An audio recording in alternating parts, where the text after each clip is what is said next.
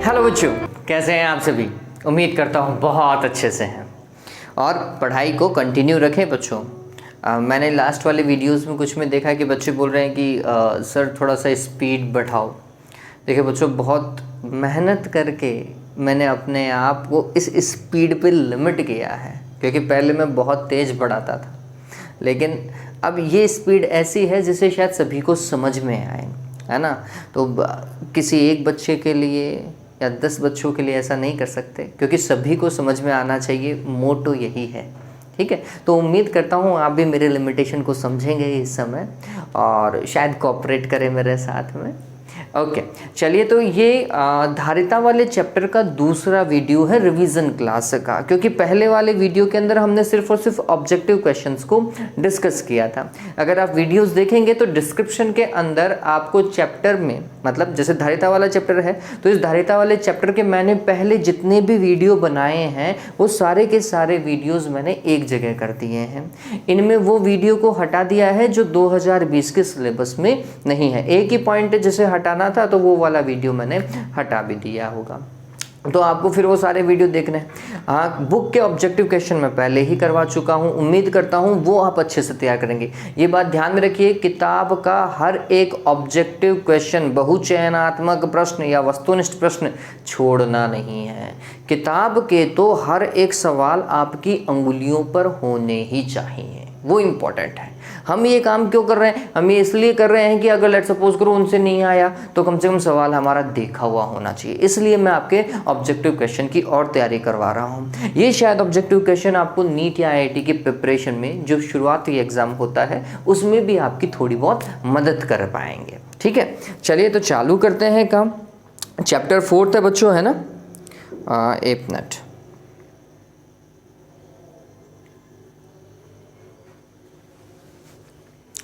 हाँ भाई, तो काम करना चालू करते हैं। आपको क्वेश्चन दिखाई दे जाएंगे।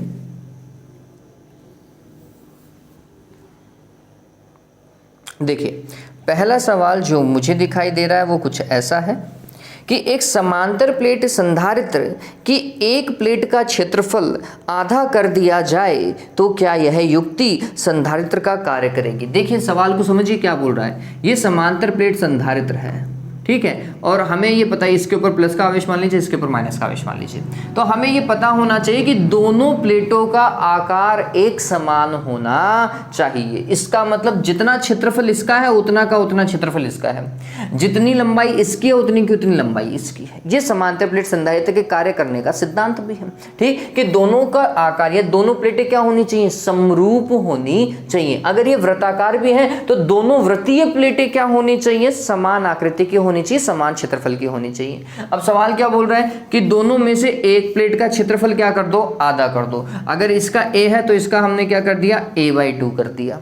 ऐसा बोल रहा है वो, है ना। बोल तो यही रहा है कि हाँ एक प्लेट का क्षेत्रफल आधा कर दिया जाए। तो क्या ये युक्ति भी क्या संधारित्र होगी? आंसर है भैया नहीं, ये संधारित्र कभी नहीं हो सकती, क्योंकि ये संधारित्र का कॉन्सेप्ट ही खत्म कर चुकी है। संधारित्र में क्या होनी चाहिए, दोनों प्लेटों का आकार समान होना चाहिए। यहाँ पे दोनों प्लेटों का आकार समान नहीं है, अतः यह संधारित्र नहीं है, ठीक है। आपको क्या लिखना है, पहले तो डायरेक्ट लिख लीजिएगा कि नहीं, वह युक्ति संधारित्र नहीं होगी, क्योंकि संधारित्र बनाने के लिए या समांतर प्लेट संधारित्र बनाने के लिए दोनों प्लेटों का आकार समान होना चाहिए, ठीक है। ओके, आगे देखिए दूसरा क्वेश्चन। दूसरा क्या बोल रहा है, 3 संधारित्रों जिनके प्रत्येक की धारिता 6 माइक्रोफैरड है। 3 संधारित्र हैं और प्रत्येक की धारिता, मतलब एक की धारिता हमने लिख ली कितनी, 6 माइक्रोफैरड, ठीक है। ओके, के संयोजन से प्राप्त अधिकतम एवं न्यूनतम धारिताओं का मान क्या होगा। देखिए, अधिकतम धारिता प्राप्त करने के लिए हमें उसे समांतर क्रम में संयोजित करना पड़ेगा। कौन से क्रम में, समांतर क्रम में। तो अगर समांतर क्रम में जाए तो ऐसे जाएंगे क्या, 1 2 और 3, ये 3 संधारित्रों को जचा दिया समांतर क्रम में, ठीक है। इसकी C, इसकी C, इसकी C, तो फिर समांतर क्रम में CP क्या होता है, अगर समान धारिता होती है तो मैंने आपको शायद फॉर्मूला लिखाया होगा, NC लिखाया था, ठीक। n का मान कितना, कितने संधारित्र हैं, 3, और एक संधारित्र की धारिता कितनी, 6, तो ये हो जाएगा कितना, 6 माइक्रोफैरड है ना। तो ये कितना हो जाएगा, 18 माइक्रोफैरड, ध्यान में रखिएगा। तो ये किसके लिए, समांतर क्रम में। और यहां पे लिख लीजिएगा अधिकतम धारिता, कैसी है ये, अधिकतम धारिता। ठीक है, अब अगर हमें न्यूनतम धारिता देखनी है तो इनको कौन से क्रम में, श्रेणी क्रम में जोड़ दो। कौन से क्रम में जोड़ना है, श्रेणी क्रम में। ये भी सी का, ये भी सी का, ये भी सी का। ठीक, अब श्रेणी क्रम में तुल्य धारिता क्या होती है, अगर समान धारिता के जुड़ जाए तो हम बोलते हैं सी डिवाइडेड बाय एन। क्या बोलते हैं, सी डिवाइडेड बाय एन बोलते हैं। ठीक है, सी का मान कितना भैया, 6 माइक्रोफैरड। एन कितने जोड़ने हैं, 3 जोड़ने हैं, कितना हो जाएगा, 2 माइक्रोफैरड हो जाएगा। ठीक है, तो समांतर क्रम में ध्यान में रखिएगा अधिकतम धारिता और श्रेणी क्रम में हमें न्यूनतम धारिता प्राप्त होती है। ये न्यूनतम धारिता है, वो अधिकतम धारिता है, मान देख करके पता चल जाएगा। ओके, नेक्स्ट देखिए तीसरा क्वेश्चन, किसी चालक की धारिता का मान किन कारकों पर निर्भर करता है। बच्चों ये सवाल मैं पहले ही जब वीडियो शुरुआत किया था ना तभी बता दिया था मैंने, मतलब लास्ट वाला अगर आपने वीडियो देखा है तो उसमें जब मैं फॉर्मूला समझा रहा था तभी मैंने आपको बता दिया था कि किसी चालक की धारिता, चालक की बोल रहा है ना, किसी चालक की धारिता किन कारकों पर निर्भर करती है। कौन कौन से पर निर्भर करती है बच्चों, चालक के आकार के ऊपर। चालक जितना बड़ा होगा उसकी धारिता उतनी बड़ी होगी, चालक जितना छोटा होगा उसकी धारिता उतनी ही छोटी होगी। तो हम बोलते हैं पहला सवाल कौन सा है, तीसरा है ये। तो पहला कारक कौन सा है, तो हम बोलते हैं चालक के आकार पर, चालक के आकार पर या चालक की ज्यामिति पर। ठीक है, बात एक ही है। फिर दूसरा कारक कौन सा है, आसपास का माध्यम। अगर उसके आसपास कोई परावैद्युत माध्यम भरा हुआ है तो हम बोलते हैं उसकी धारिता बढ़ जाती है। अगर परावैद्युत माध्यम नहीं है तो धारिता कम होगी। हवा में धारिता कम होती है, परावैद्युत माध्यम होता है तो धारिता ज्यादा होती है, ये हमें पता है। ठीक, और परावैद्युत माध्यम क्या, परावैद्युतांक जितना ज्यादा होगा धारिता उतनी ज्यादा होगी। मतलब लेट्स सपोज करो एक परावैद्युतांक 2 वाला भरा हुआ है चारों तरफ, तो धारिता 2 गुनी होगी। अगर उसके आसपास में जल भर दिया तो जल का परावैद्युतांक होता है 80, ठीक, तो धारिता कितनी हो जाएगी, 80 गुना बढ़ जाएगी। ठीक है, तो हम बोलते हैं ये परावैद्युत पदार्थ पर भी निर्भर करता है। तो हम बोलते हैं चालक के चारों तरफ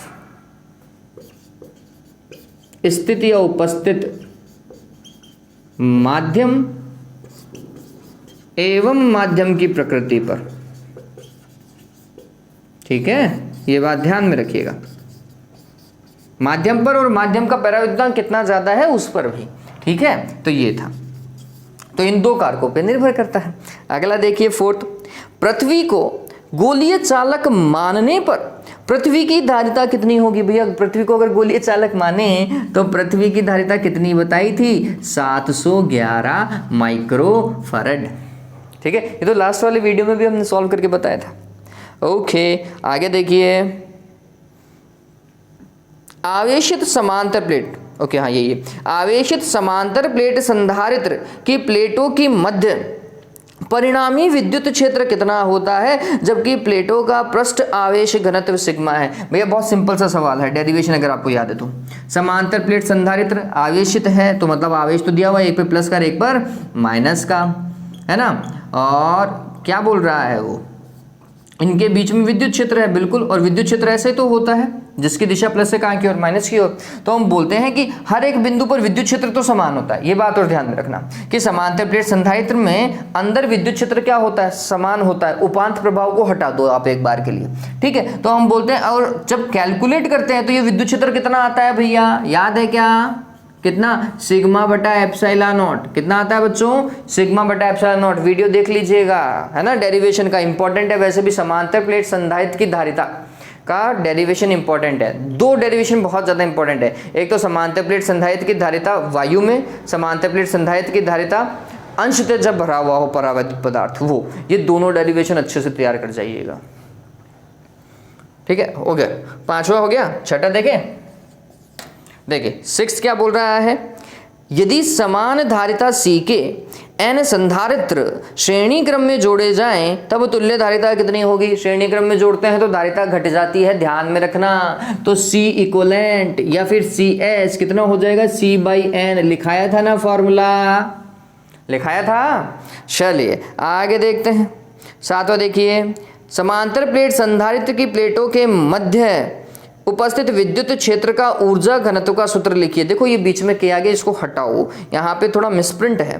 क्या है भैया, समांतर प्लेट संधारित्र की प्लेटों के मध्य विद्युत क्षेत्र का ऊर्जा घनत्व का सूत्र लिखिए। भैया ऊर्जा घनत्व क्या होगा बच्चों, ई, है ना। और ई के लिए हमने एक फॉर्मूला, ऊर्जा घनत्व है यू, उसके लिए हमने एक फॉर्मूला लिखा था 1/2 एप्सिलॉन नॉट ई स्क्वायर। याद आ रहा है क्या? ऊर्जा घनत्व निकाल था ना समांतर प्लेट संधारित्रों के मध्य, है ना। एकांक आयतन में संचित ऊर्जा को हम क्या बोलते हैं, ऊर्जा घनत्व कहते हैं बच्चों। ठीक है, तो ये होगा।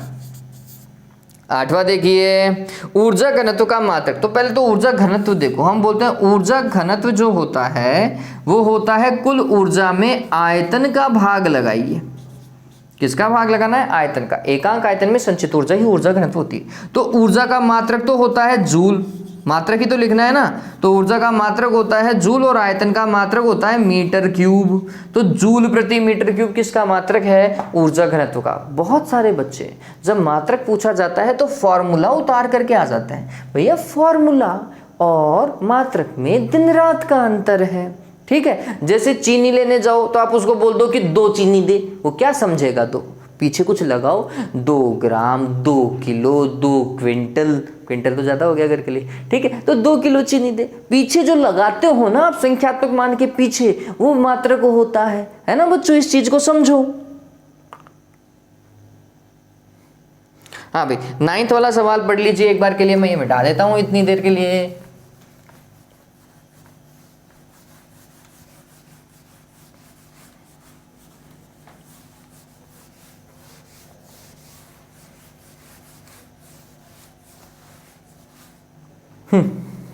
देखिए 9th में क्या बोल रहा है, 2 संधारित्र जिनकी धारिताएं C1 व C2 हैं, यदि इन्हें समान आवेश दिया जाए तब इनमें एकत्रित स्थिर विद्युत स्थितिज ऊर्जाओं का अनुपात क्या होगा। देखिए सवाल को थोड़ा सा समझना जरूरी है इस बार, क्योंकि संधारित्र की प्लेटों के बीच में जो स्थितिज ऊर्जा होती है, विद्युत स्थितिज ऊर्जा होती है, वह उसका 3 फॉर्मूले हमने निकाला है। 1/2 CV square, 1/2 QV, 1/2 Q square divided by C। ठीक है, अब इनमें से तीनों में से कौन सा फॉर्मूला यूज करेंगे तो सवाल खुद बताएगा बच्चों। देखो सवाल को अच्छे से समझे। 2 संधारित्र जिनकी धारिताएं C1 और C2 हैं, तो हमें ऐसा फॉर्मूला देखना है जिसमें धारिता C आए। ठीक है, पहला। यदि उन्हें समान आवेश दिया जाए तो हमें ऐसा फॉर्मूला देखना है जिसमें आवेश भी आए। तो एक ऐसा ऊर्जा का फॉर्मूला देखिए जिसमें आवेश Q है और जिसमें धारिता C है। तो हमने बोला एक ही फॉर्मूला है जिसमें ये दोनों आता है। कौन सा, 1/2 Q स्क्वायर बटा C, 1/2 Q स्क्वायर बटा C। ठीक है, ध्यान में रखना, यही वो एकमात्र फॉर्मूला जिसका हमें उपयोग करना है। उनको आवेश समान दिया गया है तो एकत्रित स्थिर विद्युत स्थितिज ऊर्जाओं का अनुपात लिखिए। तो हमने बोला पहले के लिए ऊर्जा U1 और दूसरे के लिए ऊर्जा U2। जिसकी धारिता C1 है उसकी ऊर्जा U1 है और जिसकी धारिता C2 है उसके लिए ऊर्जा U2 है।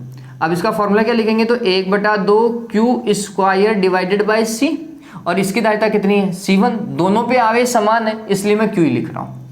फिर इसके लिए 1/2 Q square divided by C, और इसकी धारिता कितनी थी C2। 1/2 से 1/2 जाता रहा, Q स्क्वायर से Q स्क्वायर जाता रहा। देखो C2 कहाँ जाएगा, ऊपर, तो ये हो जाएगा C2/C1। धारिताओं के व्युत्क्रम के तुल्य या धारिताओं के अनुपात के व्युत्क्रम के तुल्य होता है। इसे क्या बोला जाता है, धारिताओं का अनुपात C1/C2 के व्युत्क्रम के तुल्य, तो C2/C1 हो जाएगा। ठीक है, धारिताओं के अनुपात के व्युत्क्रम के तुल्य। हिंदी में बोलने का तरीका भी समझिए बच्चों, लैंग्वेज मैटर करती है। हालांकि आपको लिखनी नहीं है इसके अंदर, आपको सिर्फ और सिर्फ बताना था। ओके, अगला देखिए 10वां क्या बोल रहा है, ऐसा चालक बताइए जिसको लगभग असीमित आवेश दिया जा सकता है या अनंत आवेश दिया जा सकता है। भैया कौन है, सबको पता है बच्चों, सबको पता है, हम दिन रात देखते हैं उसे। हाँ बच्चों, पृथ्वी, अर्थ। अब आप बोलोगे कि सर इसकी तो धारिता सीमित है, कितनी, 711 माइक्रोफैराड। थोड़ा सा सोचने वाली बात है कि 711 माइक्रोफैराड भी बहुत बड़ी धारिता है, पहला। दूसरा, आप प्रैक्टिकली देख लो ना बच्चों, आप सभी को पता है जब हम घरों के अंदर वायरिंग होती है, कोई नया घर बनता है अब तो खैर सारे घर बन चुके हैं, अब जो नया कंस्ट्रक्शन चल रहा है उनमें जो वायरिंग होती है उस घर की या बिल्डिंग की अर्थिंग की जाती है, ठीक है। और हमारी घरों की तो पहले से ही अर्थिंग हो रखी है, अगर घर में इलेक्ट्रिसिटी बिल्कुल सही चल रही है तो, ठीक है, अर्थिंग पहले से हो रखी है। आप देखोगे बिजली के खंभों की भी अर्थिंग की जाती है, देखोगे आप बहुत सारी जगह। आजकल तो काम चलाओ काम कर देते हैं, नहीं तो अगर पुराने वाले देखोगे तो वो लोग बहुत सलीके से काम किया करते थे अर्थिंग के लिए, क्योंकि उन्हें पता है कि सुरक्षा का पहला और मूलभूत फैक्टर है अर्थिंग। ओके, तो अर्थिंग करते हैं। अब आप सोचिए, पृथ्वी जो प्रतिक्षण इतना सारा आवेश अर्थिंग के रूप में लेती जा रही है, फिर भी जब आप अर्थ को टच करते हो, पृथ्वी को टच करते हो, आपको क्या झटका लगता है क्या? नहीं लगता। इतना सारा आवेश अपने अंदर समाई हुई है और फिर भी आपको बोलो बिजली नहीं देती, मतलब आपको झटका नहीं देती, बिजली नहीं, आपको बिजली का झटका नहीं देती, जबकि इतना आवेश वो पहले से ग्रहण कर चुकी है, ठीक है। इतना आवेश अपन को देना, अपन फट जाएं उसी समय, ठीक है। ओके, 11वां, किसी आवेशित संधारित्र की ऊर्जा किस रूप में और कहां संचित होती है? बहुत बढ़िया सवाल है, इवन बोर्ड में आ चुका सवाल है ये, शायद हमारे टाइम ही आया हुआ है ये, कि संधारित्र की ऊर्जा पहले तो कहां संचित होगी और दूसरा किस रूप में संचित होगी। मतलब ऊर्जा के बहुत सारे रूप होते हैं ना, पवन ऊर्जा, सौर ऊर्जा, डिगना ऊर्जा, फलान ऊर्जा, ऐसे बहुत सारे रूप होते हैं। तो पहले संधारित्र बना लो, आपको अपने आप ही पता चल जाएगा। वैसे मैंने वीडियो में बताया था कि संधारित्र के बीच में जो माध्यम होता है, चाहे वो हवा हो चाहे वो परावैद्युत माध्यम हो, ठीक है, तो संधारित्र की प्लेटों के बीच में वो ऊर्जा संचित होती है। और किस रूप में, इसका आंसर थोड़ी देर पहले सवाल में लिखा हुआ था। देखो ऊपर लिखा हुआ है क्या, 9वां सवाल अगर आप पढ़ोगे तो उसमें लिखा हुआ है क्या, एकत्रित स्थिर विद्युत स्थितिज ऊर्जा। मतलब प्लेटों के बीच में कौन सी ऊर्जा है? विद्युत स्थितिज ऊर्जा है। कहां संचित है, ये सवाल हो गया। अब कहां संचित है? प्लेटों के मध्य, ठीक है। तो हम बोलेंगे प्लेटों के मध्य उपस्थित, समझ लीजिए, प्लेटों के मध्य उपस्थित माध्यम में स्थिर विद्युत स्थितिज ऊर्जा के रूप में। कौन सी ऊर्जा के रूप में? स्थिर विद्युत स्थितिज ऊर्जा के रूप में, या विद्युत स्थितिज ऊर्जा भी लिख दोगे ना तो भी काम चल जाएगा, ठीक है। तो सिंपल सा लिख दीजिएगा, प्लेटों के मध्य विद्युत स्थितिज ऊर्जा के रूप में संचित होती है। दोनों का आंसर हो गया, ठीक है। अगला देखिए, किसी आवेशित संधारित्र पर नेट विद्युत आवेश कितना होता है? 0। क्यों? नेट बोल रहा है वो, एक के लिए नहीं, नेट बोल रहा है, क्योंकि जितना इसके पास में प्लस होता है उतना ही इसके पास में माइनस होता है। तो आंसर कितना आएगा? 0। नेट आवेश तो 0 होता है भैया। किसी समांतर प्लेट संधारित्र की प्लेटों के संपूर्ण स्थान में कोई परावैद्युत पदार्थ भरने से उसकी धारिता 5 गुनी हो जाती है। परावैद्युत का परावैद्युतांक क्या होगा? बहुत बढ़िया सवाल है और आंसर सामने है। देखो क्या बोल रहा है, समांतर प्लेट संधारित्र है और उसकी प्लेटों के बीच में आपने परावैद्युत पदार्थ भर दिया तो उसकी धारिता 5 गुना बढ़ गई।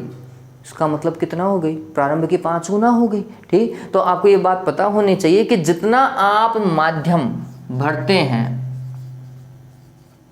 ये फॉर्मूला यूज करते हैं उसके लिए कि अगर 5 गुना हो रही है तो इसका मतलब एप्सिलॉन आर का मान 5 गुना है, 5 है, ठीक है। अगर माध्यम भरने पर धारिता इतनी हो जा रही है, प्रारंभ की धारिता C0 लिखते हैं अपन, और कितनी हो गई? 5 हो गई, 5 गुना हो गई, तो हमने बोला Cm बराबर 5 C0 है। इसका मतलब एप्सिलॉन आर का मान कितना है?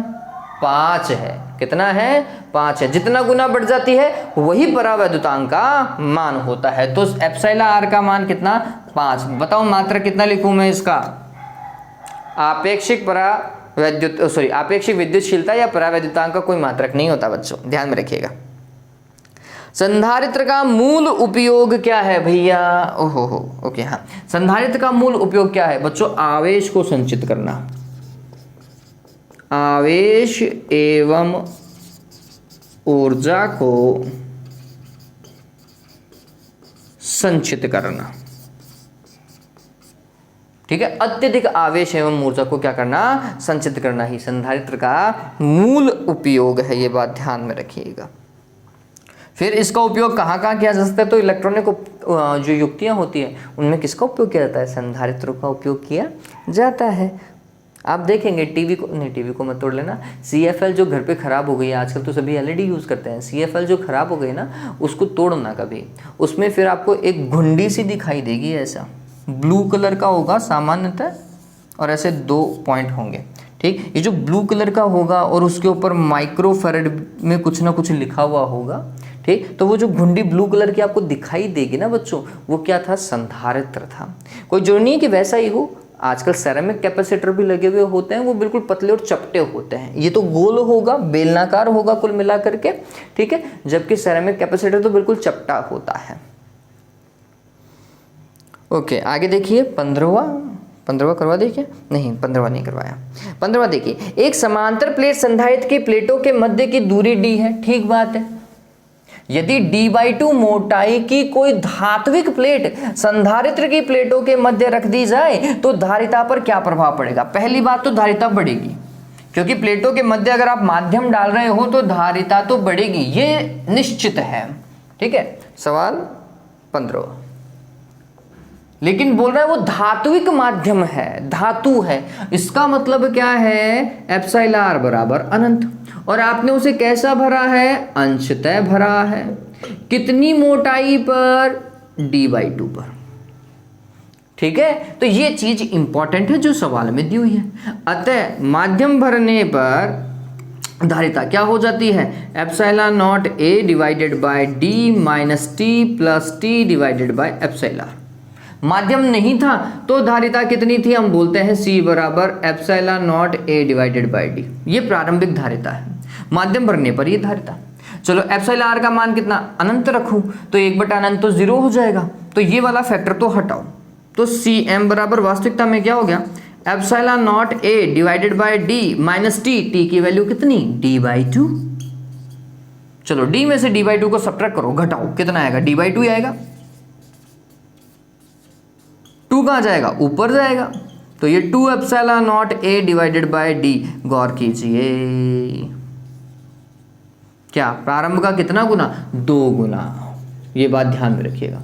तो धारिता जो है वह प्रारंभ की 2 गुनी हो जाएगी। ये एक अच्छा सवाल है बच्चों, बोर्ड में आने लायक सवाल है। 16वां सवाल देखिए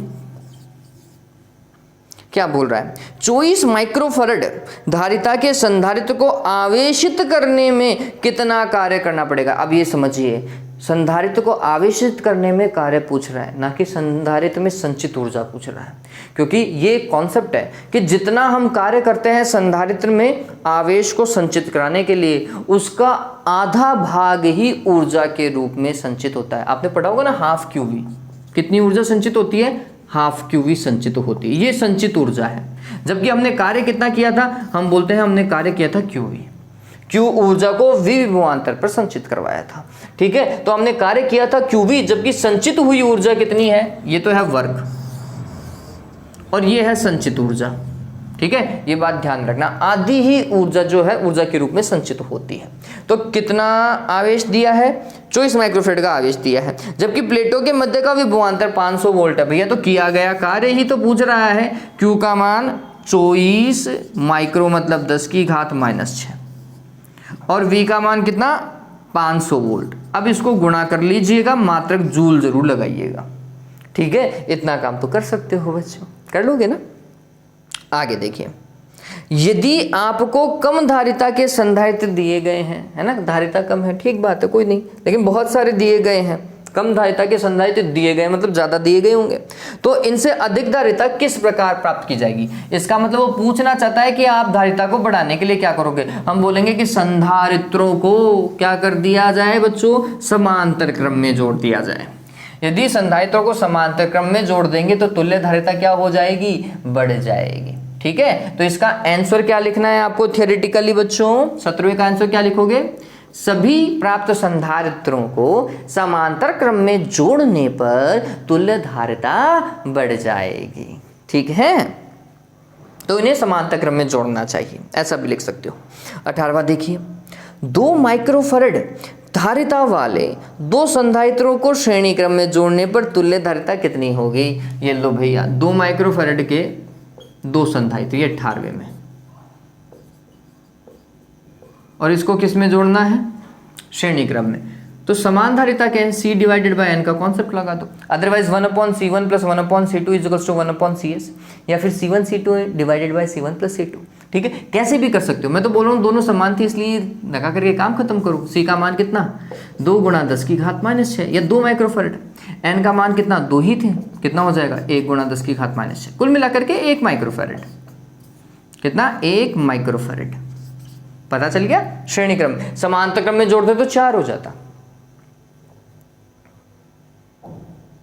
19वां देखिए, समझ में आ रहा है ना बच्चों? ओके।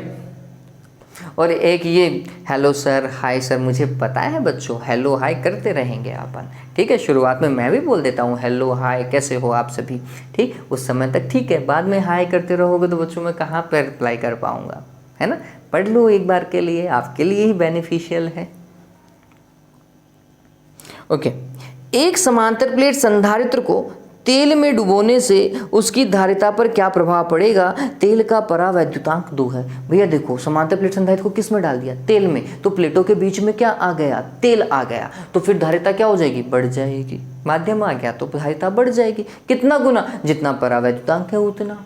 तेल का परावैद्युतांक कितना है? 2 है। तो बच्चों समांतर प्लेट संधारित्र की प्लेटों के बीच में तेल आ जाने से उसकी धारिता प्रारंभ की 2 गुनी हो जाएगी। आप क्या बोलोगे? Cm is equals to epsilon r C0। इसका मतलब उसके लिए 2 था, तो आप बोलोगे 2 गुना, प्रारंभ की 2 गुना हो जाएगी धारिता। ठीक है। 20वां सवाल देखें एक बार के लिए। हाँ, यहाँ पे नहीं रुकना है, मैं और सवाल भी करवाऊंगा, ठीक है। पता चले वीडियो छोड़ दो तुम होशियार की पूछड़ी हो। हाँ, वृत्ताकार समांतर प्लेट संधारित्र की त्रिज्या r है। ओके, वृत्ताकार समांतर प्लेट संधारित्र की त्रिज्या। देखो, हम समांतर प्लेट संधारित्र में आयताकार प्लेट ले रहे थे, इस बार वो वृत्ताकार प्लेट ले रहा है, तो फिर क्या होगा? धारिता तुमने बोला epsilon not a divided by d, ठीक है। और त्रिज्या r है तो a के लिए वो कुछ ना कुछ बोल रहा होगा, कुल मिलाकर के पाई r square divided by d। ये उस संधारित्र की क्या है? धारिता है, ठीक है। प्लेटों के मध्य हवा भरी हुई है, तभी हमने फॉर्मूला लिखा है भैया। यदि संधारित्र की धारिता r त्रिज्या के गोले की धारिता के बराबर है, ये जो संधारित्र की धारिता है वो कैपिटल R त्रिज्या के गोले की धारिता के बराबर है। गोले की धारिता कितनी होती है? 4 पाई एप्सिलॉन नॉट r होती है। हमें कैपिटल R ही रखना है, ठीक है। बराबर हो तो प्लेटों के मध्य की दूरी ज्ञात कीजिए। प्लेटों के मध्य की दूरी तो d है और ये दोनों बराबर है, ठीक। तो हमने बोला 4 पाई एप्सिलॉन नॉट r बराबर है epsilon not pi small r square divided by d। ये तो जाता रहा भैया, ठीक। गौर करो, हम तो d निकालना है, तो d को तो इधर पटकूँ और 4 और r का भाग लगा दूँ क्या? तो d इज इक्वल्स टू क्या आ जाएगा? r square divided by 4r। ये प्लेटों के मध्य की क्या होगी? दूरी होगी, ठीक है। तो उम्मीद करता हूँ ये बुक के क्वेश्चन आपको क्या है समझ में आ गए होंगे। चलो अब आगे काम करते हैं। एक्स्ट्रा थोड़े बहुत क्वेश्चन, जिनमें से कुछ क्वेश्चन आपने पहले से ही पढ़ रखे होंगे, उनको डिस्कस कर लेते हैं।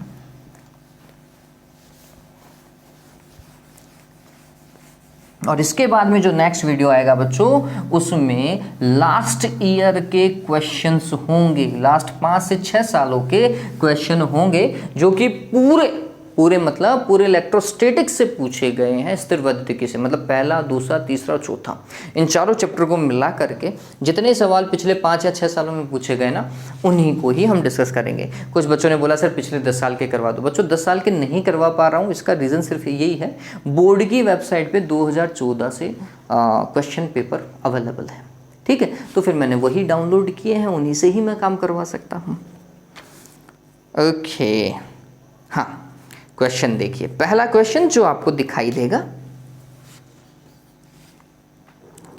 किसी चालक की विद्युत धारिता किसे कहते हैं? देखो, विद्युत धारिता किसे कहते हैं? तो हम बोलते हैं किसी चालक द्वारा आवेश को संचित करने की क्षमता ही उसकी विद्युत धारिता कहलाती है। अदरवाइज आप और कैसे लिख सकते हैं? तो आप लिखते हैं Q is equals to CV, इसका मतलब C is equals to Q divided by V, ठीक। तो यदि किसी चालक के विभव में 1 वोल्ट वृद्धि की जाए, तो उसके विभव में 1 वोल्ट वृद्धि करने के लिए आपने उसे जितना आवेश दिया, वही आवेश संख्यात्मक रूप में किसके बराबर होता है? उसकी धारिता के बराबर होता है, ठीक है। तो आप क्या बोलेंगे? किसी चालक की धारिता किसी चालक की धारिता संख्यात्मक रूप में उस आवेश के तुल्य होती है जो उस चालक के विभव में 1 वोल्ट की वृद्धि कर दे। ठीक है, चलिए दूसरा देखिए, कूलाम प्रति वोल्ट किस भौतिक राशि का मात्रक है? क्या यह राशि क्या सदिश राशि है या अदिश राशि है? देखिए कूलाम प्रति वोल्ट बोल रहा है, C डिवाइडेड बाय V। ठीक है, किस राशि का मात्रक है? कूलाम मतलब आवेश और वोल्ट मतलब विभव। देखिए आवेश और विभव, तो ये राशि कौन सी है? धारिता। संधारित्र मत उतार के आ जाना। ठीक है, राशि कौन सी है? धारिता है, कैपेसिटेंस है। ठीक, तो वह राशि धारिता है और यह कैसी राशि है बच्चों? अदिश। बताओ अब अदिश क्यों बोला हमने? देखो आवेश भी अदिश था, विभव भी अदिश था, तो एक अदिश में अदिश का भाग लगाओगे तो अदिश ही प्राप्त होगा भैया। ठीक है, तो ये राशि कैसी है? अदिश राशि है। फिर तीसरा सवाल देखिए, क्या बोल रहा है? कूलाम, वोल्ट और फैराडे में क्या संबंध है? Q = CV। ठीक है, फिर उन भौतिक राशियों के नाम बताइए। अब ये फैराडे इन्हीं में संबंध देना है ना, तो आप क्या लिखोगे? आप ऐसे लिखोगे, कूलाम = फैराड गुणा वोल्ट, ऐसा लिख करके आ जाओगे। ठीक है, फिर या फिर 1 कूलाम = 1 फैराड और 1 वोल्ट, ऐसा लिख देना।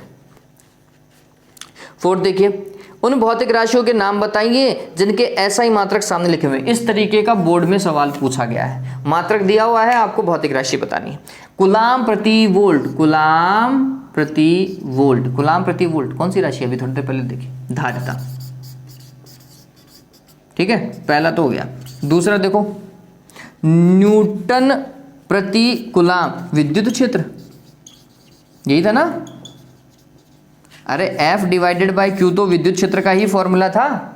फिर जूल प्रति कूलाम, जूल प्रति कूलाम, जूल तो था कार्य और कूलाम था आवेश। W/Q, W/Q क्या था? वोल्ट, मतलब विभवांतर या विभव या फिर विभवांतर, विभव या फिर क्या लिख सकते हो? विभवांतर लिख सकते हो। ठीक है, तो ध्यान में रखिएगा, ये पता चल गया तीनों राशियां। ओके, आगे देखिए, आगे वाला सवाल पढ़ लो एक बार के लिए आप।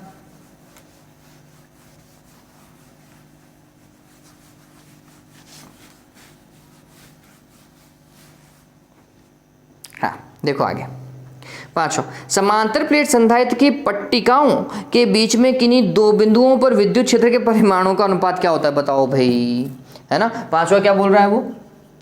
वो बोल रहा है समांतर प्लेट संधारित्र है, 1 प्लस का मान लेना, 1 माइनस की प्लेट मान लेना, 1 प्लस का सिग्मा, 1 माइनस का सिग्मा। बोल रहा है कि प्लेटों के बीच में 2 पॉइंट है ना, और इनके बीच में एक पर विद्युत क्षेत्र E1 मान लो, एक पर E2 है, तो इन विद्युत क्षेत्रों का अनुपात क्या होगा वो ज्ञात करना है। तो पहले कॉन्सेप्ट समझिए कि समांतर प्लेट संधारित्र की प्लेटों के मध्य विद्युत क्षेत्र एक समान होता है, ये लाइन है बाकायदा। ठीक है, कि प्लेटों के मध्य विद्युत क्षेत्र कैसा होता है? एक समान होता है। अगर उपांत प्रभाव को हटा दिया जाए तो वो, वैसे भी वो बीच में बोल रहा है, तो इसका मतलब E1 का मान किसके बराबर है? E2 के। तो E1 अनुपात E2 क्या होगा बच्चों? 1:1। ध्यान में रखिएगा, अच्छा सवाल है ये। वैसे आगे देखिए, 6, किसी गोलीय चालक की त्रिज्या R तथा इसकी धारिता C के मध्य क्या संबंध है? C = 4πε0r। ठीक है, 2 संधारित्रों की धारिताएं C1 एवं C2 हैं, इन्हें पार्श्वबद्ध तथा श्रेणीबद्ध परिपथ में दर्शाइए। पार्श्वबद्ध मतलब बच्चों समांतर क्रम, और श्रेणीबद्ध तो आपको श्रेणी क्रम पता ही है। तो C1 और C2 समांतर क्रम में, तो ऐसा, ठीक है, ये C1 और ये C2, और C इक्विवेलेंट लिख दीजिएगा, क्या होगा? C1 प्लस C2 जुड़ जाते हैं, है ना। और श्रेणी क्रम में क्या होगा? श्रेणी क्रम में ऐसा 1 और 2, ये C1 और ये C2। C इक्विवेलेंट क्या होगा इस केस में? C1 C2 divided by C1 plus C2, या फिर 1/C = क्या? 1/C1 plus 1/C2। ठीक है, इस तरीके से आपको बताना था, डायग्राम बनाना था और धारिताएं लिखनी थी। सिंपल सा सवाल था ये। ओके, आगे देखिए 8वां एक बार के लिए अच्छे से पढ़ो।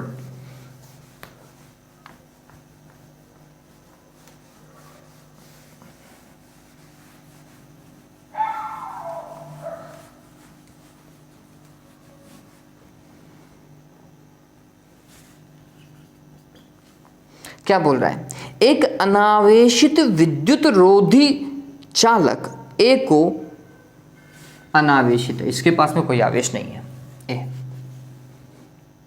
को एक आवेशित विद्युत रोधी चालक बी के निकट लाया जाता है। आवेशित, लेट्स सपोज करो पॉजिटिव चार्ज लाया जाए तो बी के आवेश और विभव में किस प्रकार का परिवर्तन होगा? आप बी को पास में लेकर के आ रहे हो, किसके? ए के, तो बी के आवेश पर और बी के विभव पर क्या प्रभाव पड़ेगा? तो देखो क्या होता है, जब आप किसी आवेशित प्लेट को अनावेशित के पास में लेकर आते हो तो यहां पर माइनस और इधर प्लस, ऐसा हो जाता है। ऐसा होने से क्या हुआ वो समझिए। क्या बी के आवेश में कोई परिवर्तन आया? आंसर है नहीं। पहले भी हमने 5 ही प्लस दर्शाए थे, अभी भी हम 5 ही दर्शा रहे हैं। तो आवेश तो क्या रहता है? बी का बता रहा हूं मैं, अपरिवर्तित, ठीक है। लेकिन हमें यह भी पता है कि इसका ऋणात्मक आवेश इसके विभव को क्या करेगा? कम कर देगा, और इसका धनात्मक आवेश विभव को बढ़ा देगा।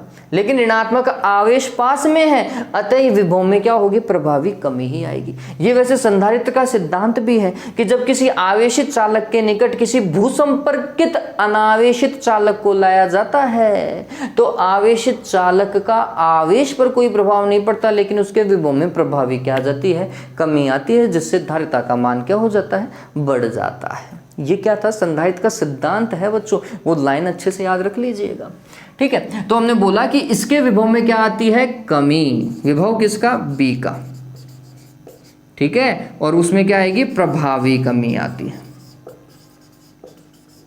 ध्यान में रखिएगा, आवेश पर कोई प्रभाव नहीं पड़ेगा, सीधी लाइन लिखनी है, आवेश पर कोई प्रभाव नहीं पड़ेगा, लेकिन विभव के मान में प्रभावी कमी आती है, ठीक है। ओके, और यह वास्तविकता में संधारित्र का सिद्धांत भी है। ऐसा भी लिखना चाहो तो इंप्रेशन डाल सकते हो अगले के ऊपर। अगला देखिए, 470 माइक्रोफैराड धारिता के संधारित्र को 12 वोल्ट की बैटरी से आवेशित करने पर उनमें संचित ऊर्जा का मान ज्ञात कीजिए। देखो संचित ऊर्जा पूछ रहा है, कार्य नहीं पूछ रहा है।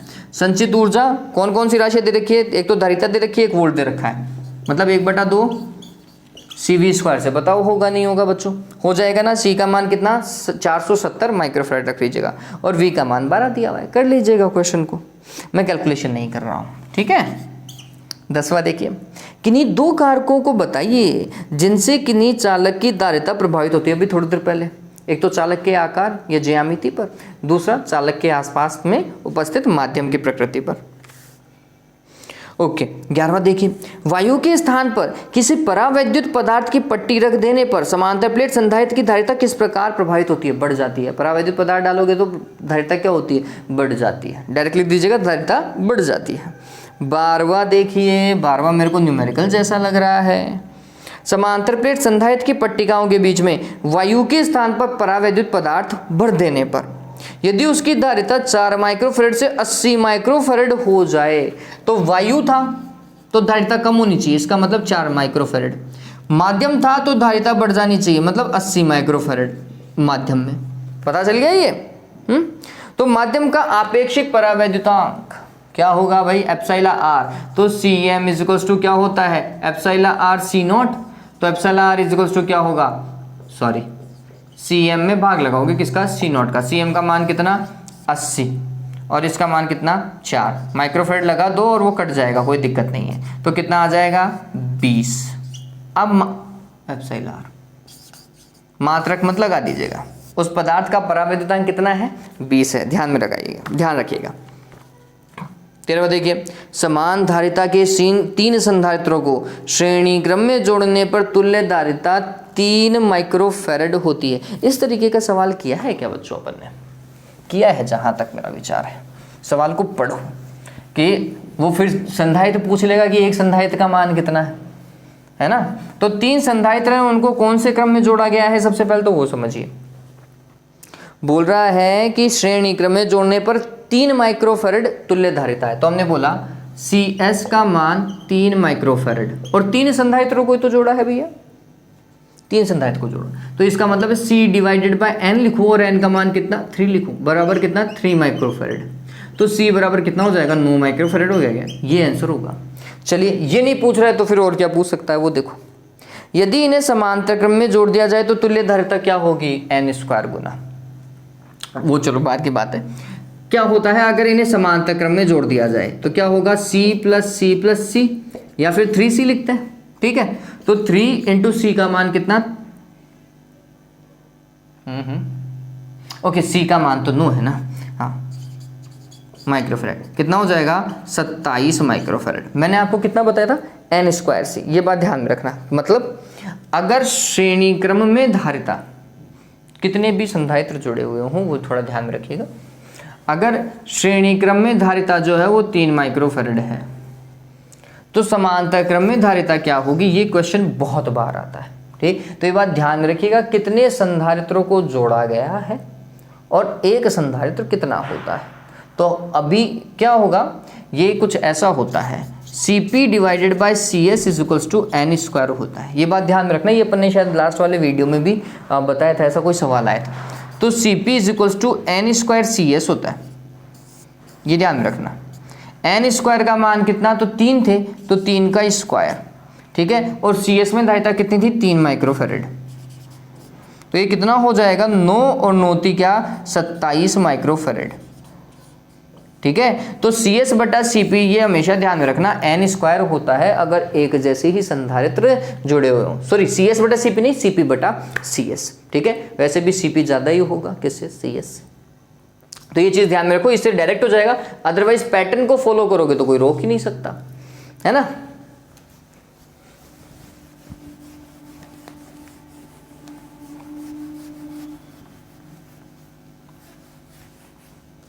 हाँ भाई, लास्ट सवाल देखिए, आवेश का पृष्ठ घनत्व क्या है। ये तो दूसरा चैप्टर का हो गया, इसका ऐसा ही मात्रा क्या है, पृष्ठ घनत्व क्या होता है बच्चों, सिग्मा बराबर क्या Q डिवाइडेड बाय A या फिर DQ डिवाइडेड बाय DA। मात्रा क्या होगा, कूलाम प्रति मीटर स्क्वायर, यही तो होगा, ठीक है। एक किसी चालक के एकांक पृष्ठीय क्षेत्रफल पर उपस्थित आवेश क्या कहलाता है, पृष्ठीय आवेश घनत्व कहलाता है। इसका मात्रक कूलाम प्रति मीटर स्क्वायर होता है। बात समझ में आई। चलिए, तो आज के लिए बच्चों ये सवाल इतने ही। उम्मीद करता हूँ आपको वीडियो अच्छा लगा होगा और मेरी स्पीड भी थोड़ी ठीक लगी होगी, है ना। ऑलराइट बच्चों, आज के लिए इतना ही। Have a good day, take care.